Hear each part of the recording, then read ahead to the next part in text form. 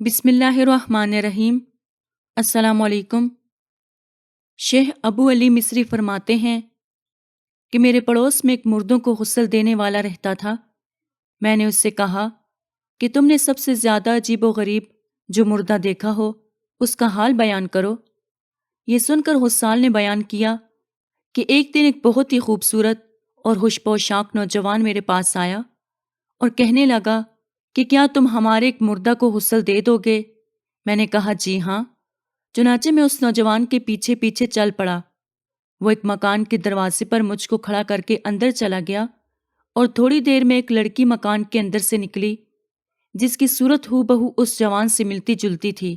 اس نے اپنی آنکھوں سے آنسو پوچھتے ہوئے مجھے اندر بلایا۔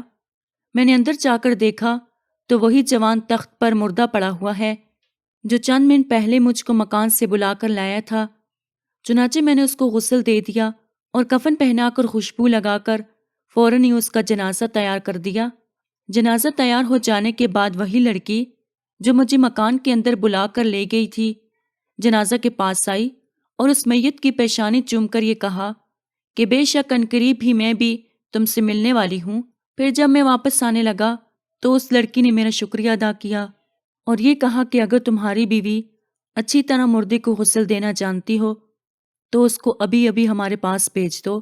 غسال کا بیان ہے کہ میں اس لڑکی کی بات سن کر لرز گیا اور مجھے یقین ہو گیا کہ جوان کی طرح یہ بھی ابھی ابھی وفات پانے والی ہے۔ چنانچہ میں مکان پر آیا اور بیوی کو سارا ماجرا سنا کر اس کو ساتھ لے کر اس لڑکی کے مکان پر گیا اور دروازے پر دستک دی تو وہ لڑکی اندر سے بولی کہ بسم اللہ، تمہاری بیوی مکان کے اندر آ جائے۔ جب میری بیوی مکان کے اندر داخل ہوئی تو یہ دیکھا کہ وہی لڑکی قبلہ رخ لیٹی ہوئی تخت پر مردہ پڑی ہے۔ چنانچہ میری بیوی نے اس کو غسل دے کر کفن پہنایا اور دونوں بھائی بہن کا جنازہ ایک ساتھ اٹھایا گیا۔ اس حکایت سے یہ نتیجہ برآمد ہوتا ہے کہ بعض اولیاء کرام کو خداوند کریم اس عظیم کرامت سے بھی سرفراز فرماتا ہے کہ انہیں اپنی وفات کا وقت، وفات کی جگہ، دفن کا مقام سب کچھ پہلے سے ہی معلوم ہو جاتا ہے۔ قرآن مجید میں سورہ لقمان کے آخر میں خداوند قدوس نے فرمایا کہ مندرجہ ذیل 5 چیزوں کا علم خدا کے سوا کسی کو نہیں ہے۔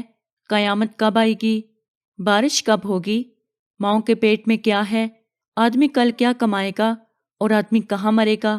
حالانکہ بہت سے انبیاء و اولیاء اور فرشتوں نے ان باتوں کی خبر دی ہے جیسا کہ مذکورہ واقعہ میں آپ نے ملاحظہ فرمایا۔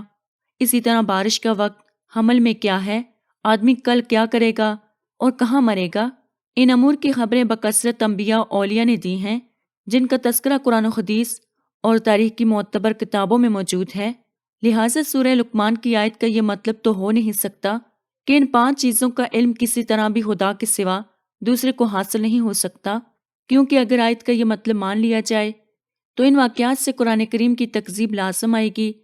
لہٰذا ضروری ہے کہ سورہ لقمان کی آیت کا یہ مطلب لیا جائے کہ ان 5 چیزوں کا علم بغیر خدا کے بتائے کسی دوسرے کو حاصل نہیں ہو سکتا۔ چنانچہ انہیں 5 چیزوں کے علم کے بارے میں خداوند قدوس نے سورہ جن میں ارشاد فرمایا، یعنی اللہ تعالیٰ غیب کا جاننے والا ہے تو اپنے غیب پر کسی کو مسلط نہیں کرتا سوا اپنے پسندیدہ رسولوں کے۔ غرض یہ کہ سورہ لقمان کی آیت کا یہی مطلب متعین ہے کہ بغیر اللہ تعالیٰ کے بتائے ہوئے ان 5 چیزوں کا علم کسی کو نہیں، اور اللہ تعالیٰ اپنے محبوبوں میں جسے چاہے بتائے۔ چنانچہ سورہ لقمان کی آیت کا آخری جملہ کہ ان اللہ علیم خبیر اس مطلب پر نہایت ہی واضح قرینہ ہے کہ اللہ تعالیٰ جاننے والا اور بتانے والا ہے۔ امید کرتی ہوں کہ آپ کو آج کی ویڈیو پسند آئی ہوگی۔ مزید اسی طرح کی ویڈیوز دیکھنے کے لیے ہمارے چینل کو سبسکرائب کریں۔ خدا حافظ۔